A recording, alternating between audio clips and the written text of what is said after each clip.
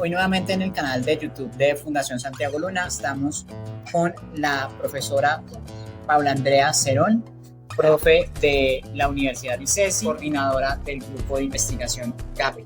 Por favor, profe, preséntate. Bueno, muchísimas gracias, Santiago, por esta invitación, por estar en este espacio. Como siempre, estos interesantes espacios que desde la Fundación se crean y se producen para ustedes como personas con discapacidad y para sus familias. El día de hoy, pues tengo el gusto de estar aquí en la Universidad ICESI, la casa también de ustedes. Yo soy docente de la Universidad ICESI ya hace 16 años y específicamente del programa de Derecho de la universidad, y dirijo un espacio denominado GAPI, que es el Grupo de Acciones Públicas de la Universidad ICESI, que trabaja por la inclusión social. En medio de esa inclusión social, tú has estado acompañando todo el proceso de creación, de generación de la ley 1996. Primero, ¿cómo surge esta ley? ¿Cómo es la lucha de la población por llegar a este acto legislativo? Esto fue un proceso bien interesante porque esto se remonta a la Convención de los Derechos de las Personas con Discapacidad.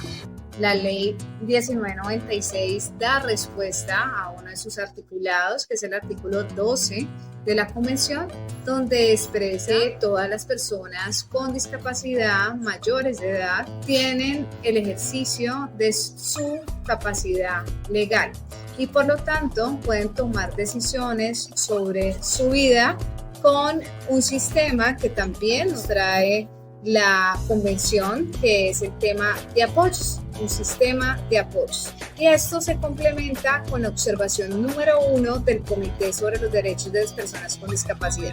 En Colombia en específico se llevaba un activismo muy fuerte desde más o menos desde el 2000, vamos a hablar 2015, 2012, donde empezó una relevancia por la Convención y el cumplimiento de lo estipulado en la Convención.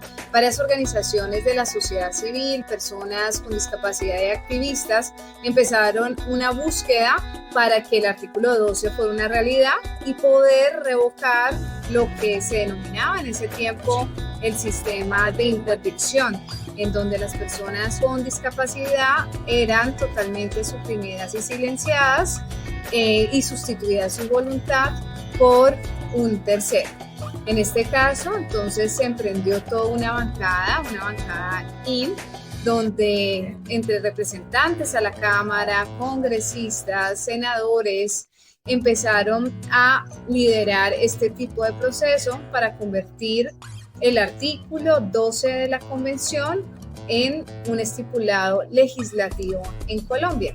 Es así que llega la ley 1996 del 2019, gracias a un esfuerzo de organizaciones de base y gracias a un esfuerzo por parte de muchos representantes a la Cámara y senadores que confiaron y creyeron que esto era una apuesta de gran valor para la garantía de los derechos de la población con discapacidad.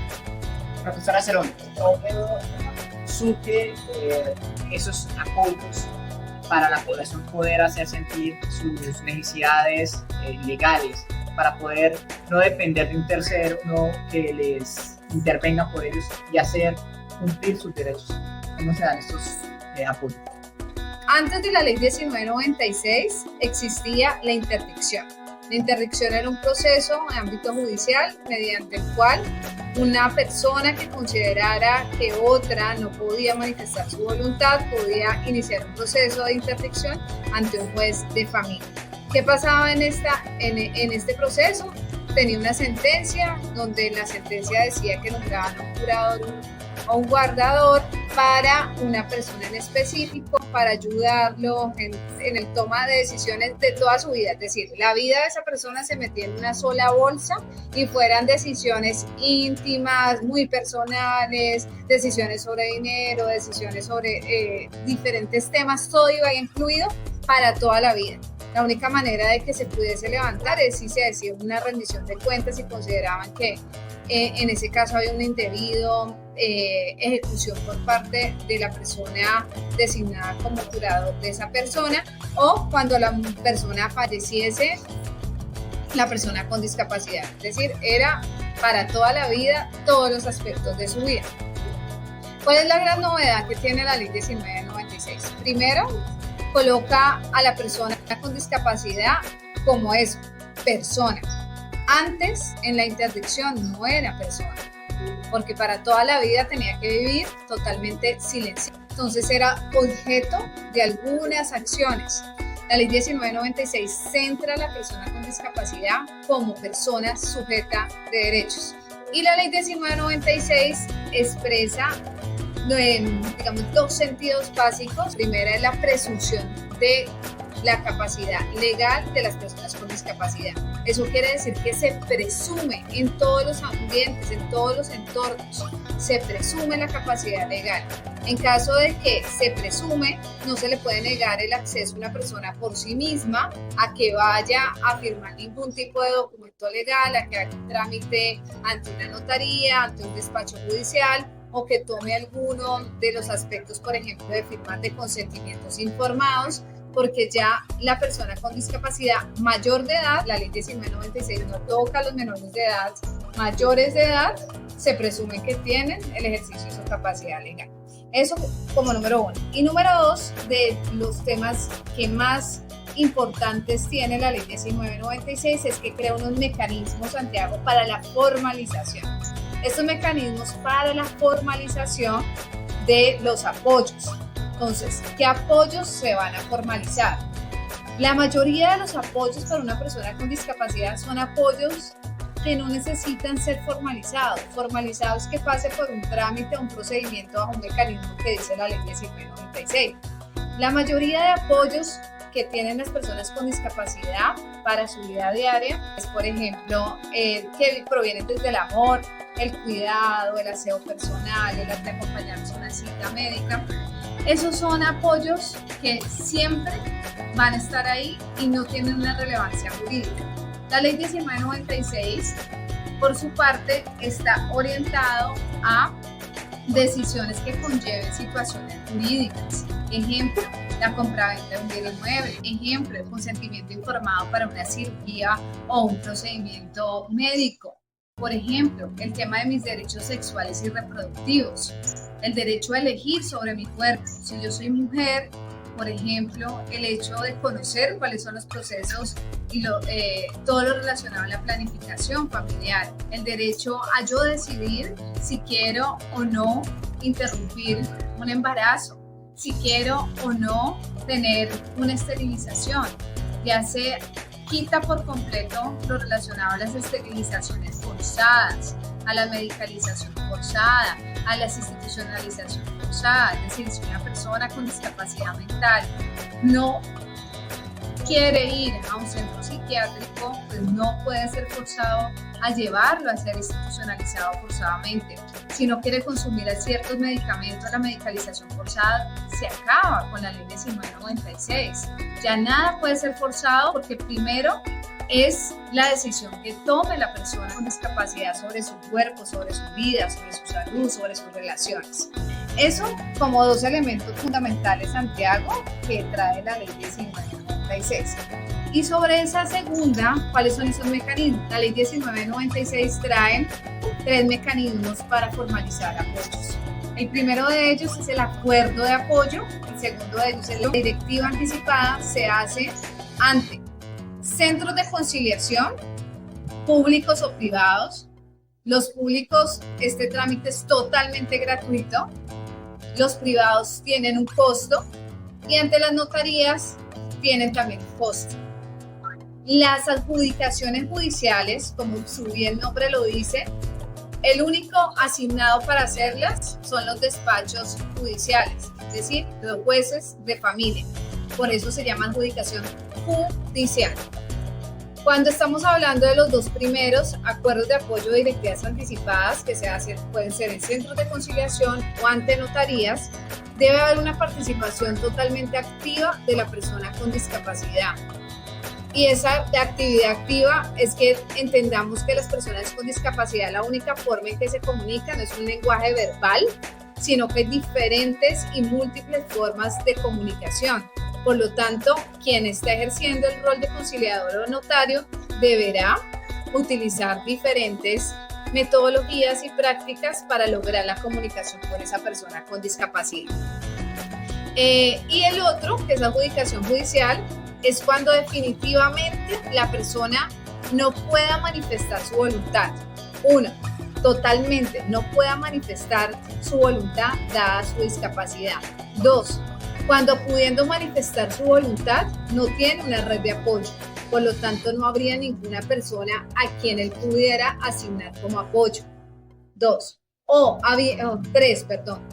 habiendo una red, no confía en esa red o no considera que ninguno de los de esa red pueda ser apoyo para él o para ella. No era como la interdicción de quien decidía si era declarado un interdicto, era un dictamen médico.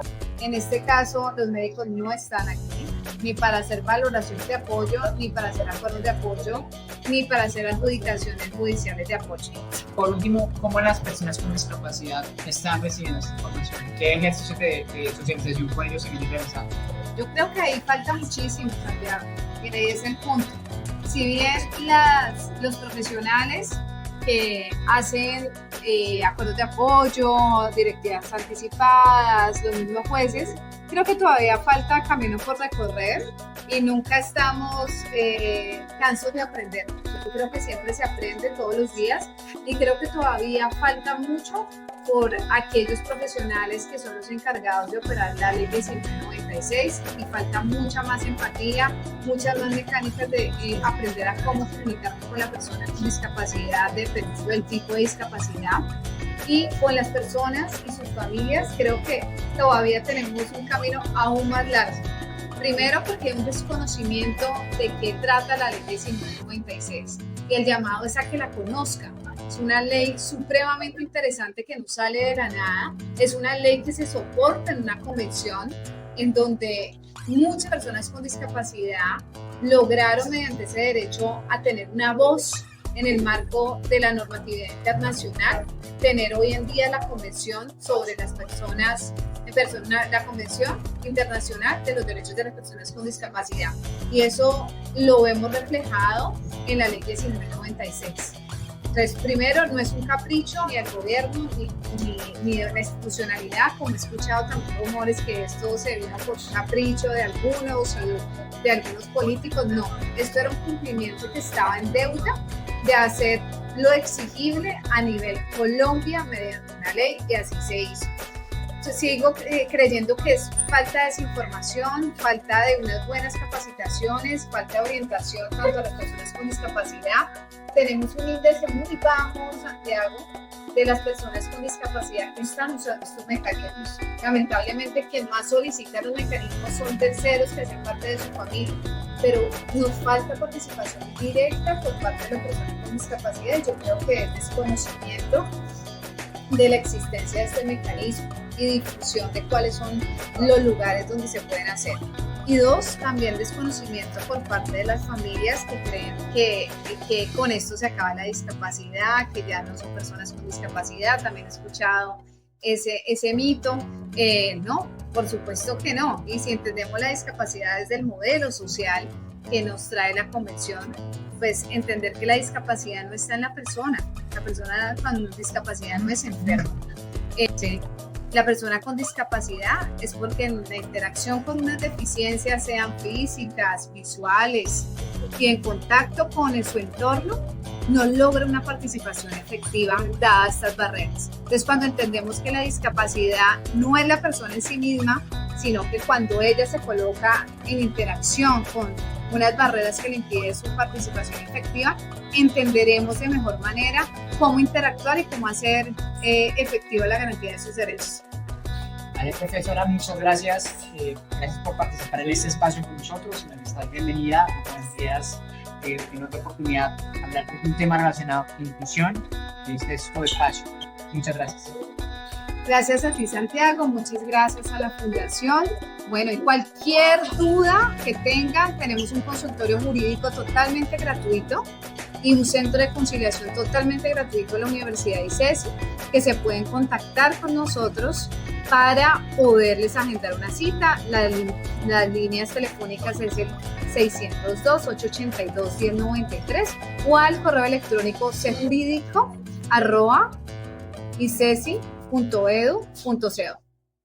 Si quieres conocer más acerca de la Fundación, visita nuestra página web www.fundacionsantiagoluna.org.